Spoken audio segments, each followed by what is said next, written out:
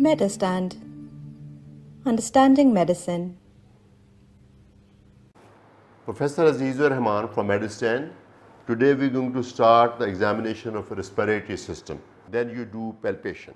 In palpation,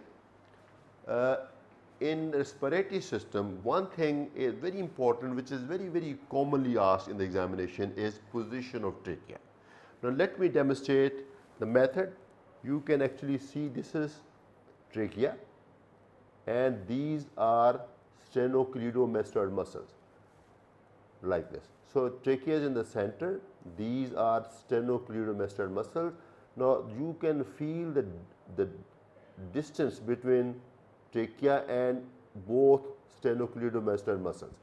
It should be equal. So if I feel the trachea and I can feel it in the center, this right in the middle of the sternum wall, so it is central, but then I make sure that the distance between trachea and sternocleidomastoid muscle on the left and the right is the same. So the trachea is in the center. We could also use 3-finger method. These 2 fingers is to use to assess the distance and this is to see the trachea. So you could use this 3-finger method also to make sure the trachea is in its central position. Normally trachea may be slightly, in some patients, may be slightly deviated to the right, but mostly it is central. Now what is the importance of this test? There are a number of respiratory diseases where trachea may be deviated.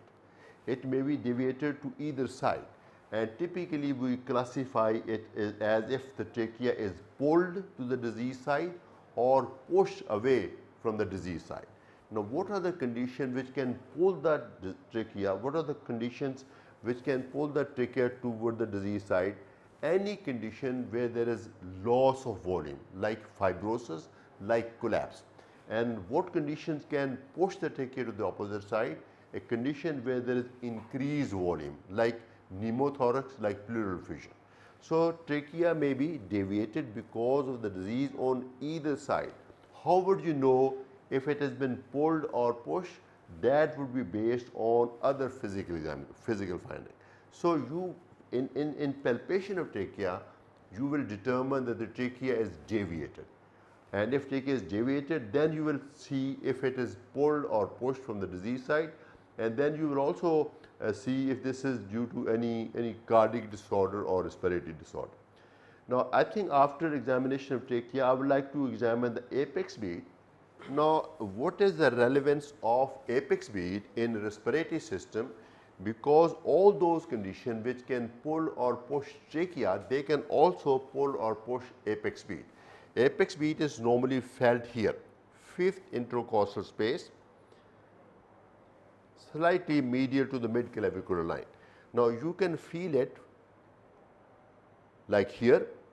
So if it is deviated to this side or that side, that would also indicate a cardiac disorder like dextrocardia, or it could indicate some respiratory causes like pneumothorax, pleural effusion, emphysema, not actually emphysema, but this fibrosis and collapse. All these conditions, as I discussed in trachea, they would be applicable here also.